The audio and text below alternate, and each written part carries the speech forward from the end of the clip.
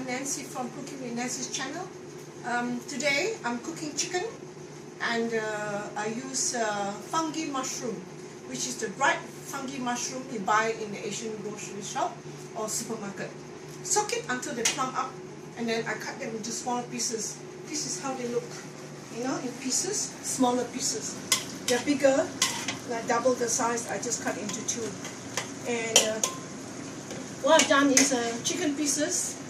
Sorry, it's a bit noisy, huh? Okay, chicken pieces.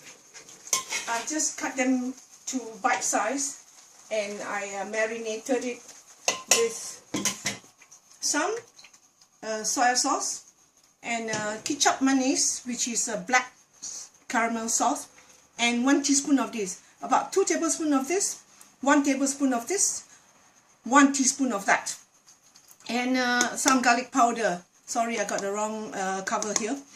And cold pressed ginger and lemongrass. I squeeze generously into my pan as I fry with a little bit of vegetable oil. I fried this too, and then I fried in the chicken until the water comes up from the chicken. Then I added in the fungi mushroom, which I've actually microwaved for 10 minutes earlier on. You can just boil it if you are not the microwave type of person. So now it's ready. Also, I forgot to tell you, I put in 1 teaspoon of corn starch into the mixture of the chicken and stir it all in, so it gives you a very nice thick type of you know, gravy. So I stir fry the chicken first till the chicken about 10 to 15 minutes on super high to cook the chicken meat and kill any bacteria or salmonella that's on the chicken. So when you're cooking chicken, you got to be very careful, okay? Because you know this principle. You learn once and you know it for the rest of your life. Then I added water as much as I like till it boils down to the thickness I want. If you find it's too thick, then you add some water. Otherwise, it's all from estimation. And I put in the fungi mushroom. So now I'm going to add in some of these shallots stems.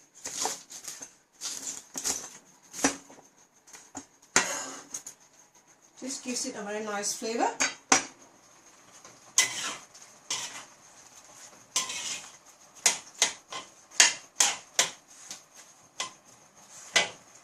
Then coriander will be last, okay?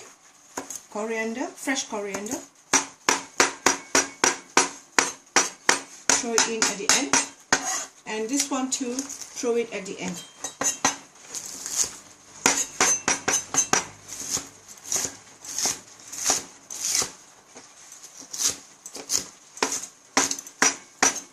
So this two will be at the end.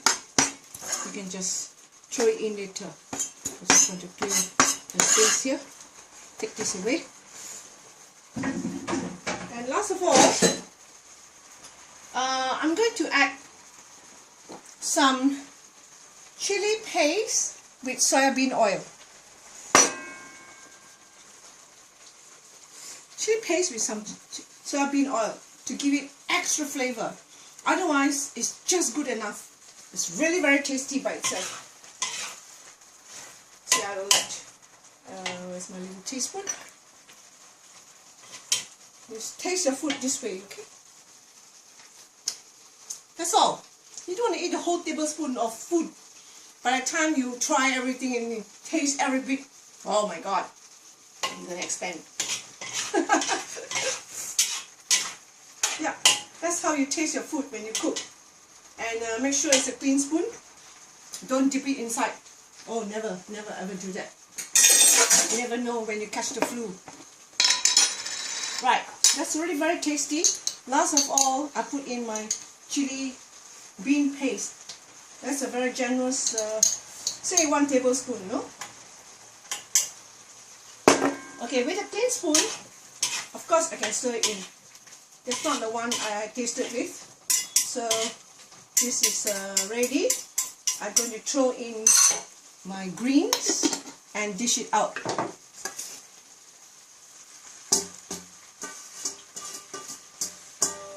That's ready. 1 stir, 2 stir, 3 stir, switch off the flame, and voila! Your food is ready for serving.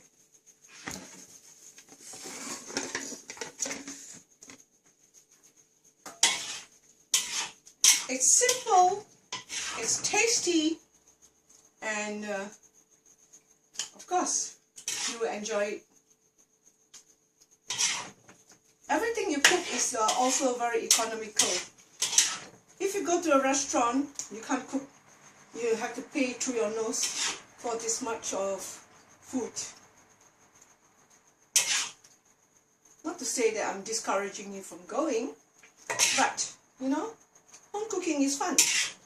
So don't be afraid to come to your kitchen to try.